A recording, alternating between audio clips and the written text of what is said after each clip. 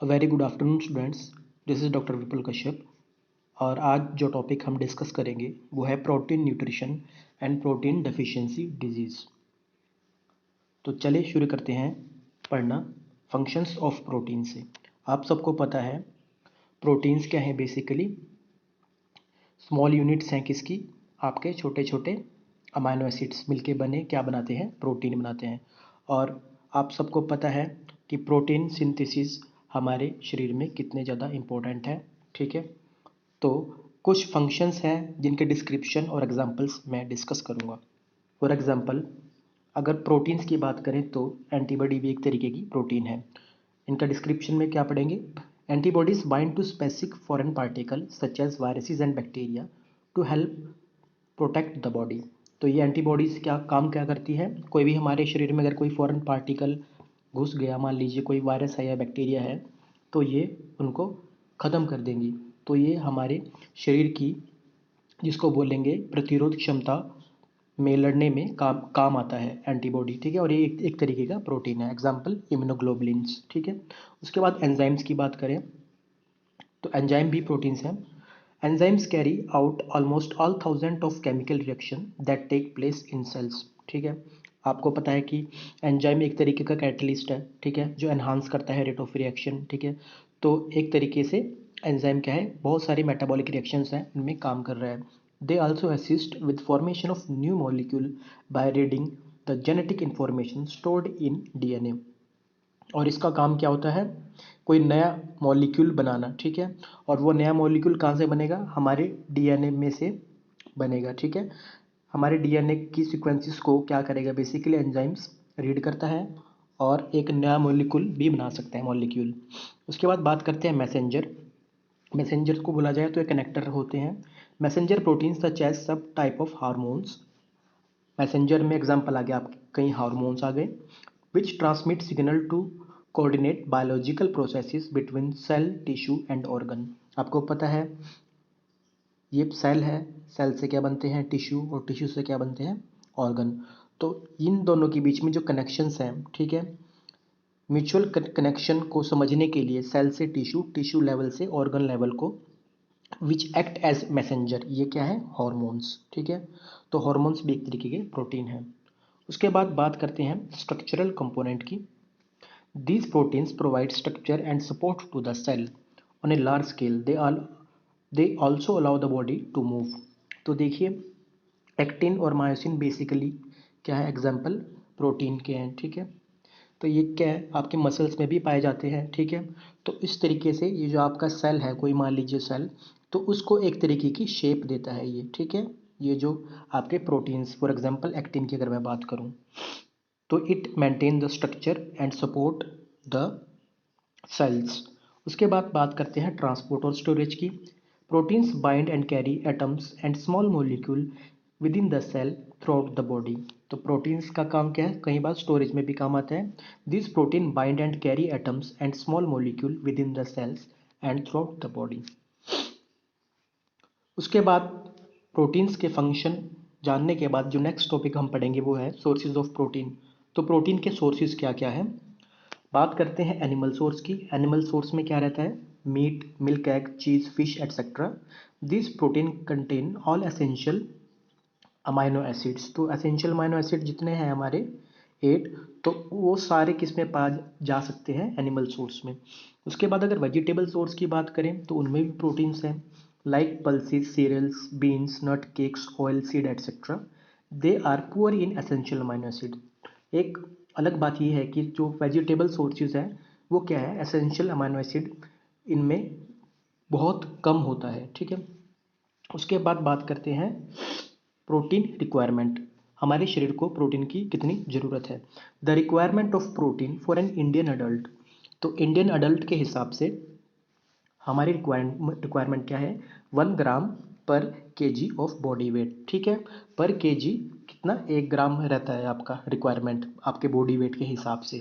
ठीक है, तो हर एक कंट्री में हर एक पर्सन की body demand, body physics structure के हिसाब से एक प्रोटीन रिक्वायरमेंट जनरेट की गई है। तो इंडियन रिक्वायरमेंट क्या है, 1 ग्राम पर केजी बॉडी वेट। उसके बाद बात करते हैं बायोलॉजिकल वैल्यू ऑफ प्रोटीन। तो बायोलॉजिकल वैल्यू क्या हुआ इसका मतलब, the quality of protein is measured by its ability to supply essential amino acid. अगर क्वालिटी की बात करें अमाइनो एसिड की, तो वो हम कैसे मेज़र करते हैं कि इस प्रोटीन की क्षमता, ठीक है, कि ये कोई हमारे को एसेंशियल अमाइनो एसिड अवेलेबल करवा सके, ठीक है, करा सके। तो कैसे पता लगती है किसी भी प्रोटीन की, जो मेज़र मापने का तरीका क्या है कि इस प्रोटीन की ability to supply the essential amino acid. Okay, this is expressed as biological value. और इसको किस वे में एक्सप्रेस करेंगे हम, बायोलॉजिकल वैल्यू में, ठीक है। Biological value defined as percentage of absorbed nitrogen from food. तो क्या है मतलब बायोलॉजिकल वैल्यू का क्या मतलब हुआ या डिफाइन कैसे करेंगे, परसेंटेज ऑफ एब्जॉर्ब नाइट्रोजन, ठीक है, कितनी ज़्यादा नाइट्रोजन एब्जॉर्ब करी गई जो आपने खाना खाया, ठीक है, विच रिटेन्ड इन द बॉडी, और जो आपके शरीर में रहा, ठीक है। मान लीजिए कोई आपने एक पीस केक का खाया और उसमें से आपको परसेंट नाइट्रोजन जो आपने मिली है उस खाने से, और आपके शरीर में जो रही है, ठीक है, निकली नहीं है, जो रही है, जो यूज़ करी आपके बॉडी सेल्स ने, तो इसलिए इसको बोला जाएगा बायोलॉजिकल वैल्यू ऑफ प्रोटीन। तो प्रोटीन देखिए हमारे शरीर के लिए बहुत ज़्यादा इंपॉर्टेंट है। नाइट्रोजन, खासकर जो नाइट्रोजन कंपोनेंट है, किस लिए वो हेल्प करता है आपका डीएनए और आरएनए की फॉर्मेशन करने के लिए, ठीक है, जो कि बेसिक यूनिट है हमारे सेल की, ठीक है। उसके बाद बात करते हैं इसको एस्टिमेट करा कैसा जाए, ठीक है। अगर इसको मैं मेजर करना चाहूँ तो इस फॉर्मूले से मेजर कर सकता हूँ, कैसे, it is estimated as follows, a body is kept on a protein free diet for 2 days। मान लीजिए कोई शरीर है इंसान का या जानवर का, उसको 2 दिन तक क्या है, प्रोटीन फ्री खाना दीजिए आप, ओके। और कौन कौन से कंपोनेंट नोट करने हैं, फीकल एंड टू। फीकल मतलब क्या हुआ, जो वेस्ट, जो हमारा वेस्ट प्रोडक्ट होता है ना हम इंसानों का, फीसिस, ठीक है। Faeces N2 is estimate to obtain amount of metabolic faecal N2। सबसे पहले क्या मेजर करेंगे हम, amount of metabolic faecal N2। और ये कैसे मेजर करेंगे, आप फीकल की नाइट्रोजन कंटेंट को एस्टिमेट करेंगे। उसके बाद यूरिन N2, उसके बाद यूरिन का जो N2 निकलेगा वो आप मेजर करेंगे। It is estimated to obtain the amount of endogenous urinary N2, ठीक है। तो नाइट्रोजन जितना आपका यूरिन में निकलेगा और जो नाइट्रोजन आपका फीकल मैटर में निकलेगा उसको मेजर कर लेंगे। Later the body is fed with measured amount of test protein. उसके बाद क्या करना है, आपने उस शरीर को, पहले तो आपने वो खाना दिया था जिसमें नाइट्रोजन नहीं थी, उसके बाद आप वो खाना देंगे जिसमें नाइट्रोजन है, और वो आपको पता होना चाहिए कि कितना नाइट्रोजन आप खिला रहे हैं।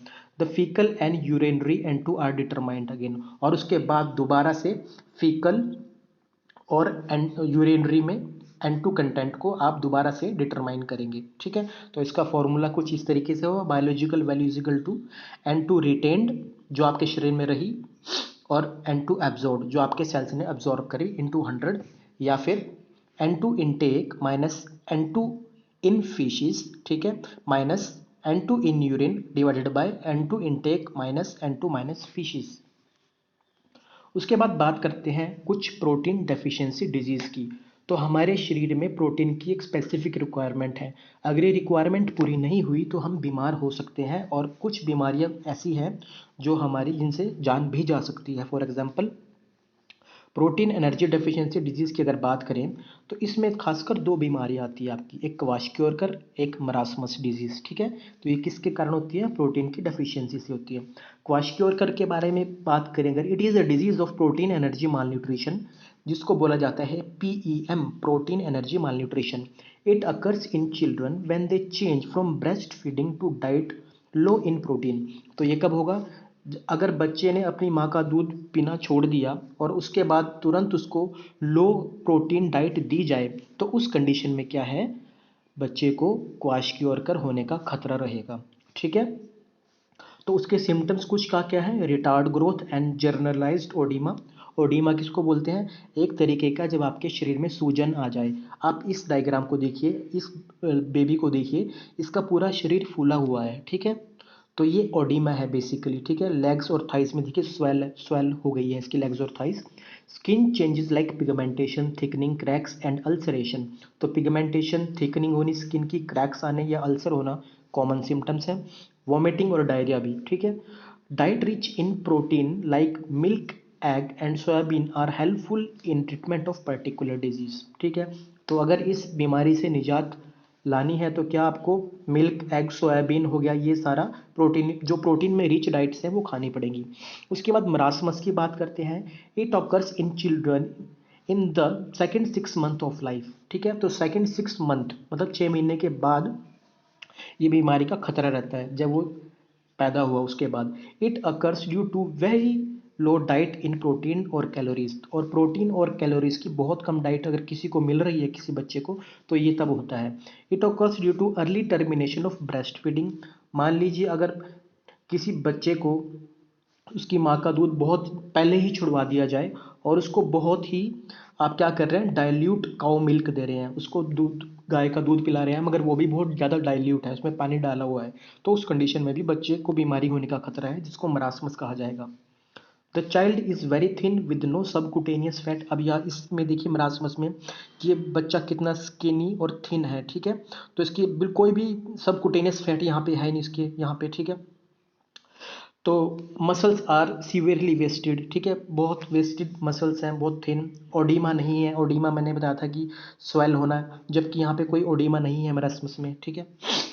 उसके बाद आता है आपका abnormal metabolism of protein. Abnormal metabolism of proteins क्या है, कई बारी क्या है, आपके पास प्रोटीन है मगर क्या हुआ, ड्यू टू सम बायोकेमिकल और जेनेटिक डिसऑर्डर के कारण, ठीक है, बायोकेमिकल रिएक्शंस में कुछ कमी होना या फिर इनहेरिटेंस या जेनेटिक डिसऑर्डर से कई बार मेटाबॉलिक डिजीज हो जाती है प्रोटीन में डिसफंक्शनिंग के कारण। फॉर एग्जांपल फिनाइलकीटोनूरिया, अल्केप्टोनूरिया, एल्बनिज्म या टायरोसाइनोसिस।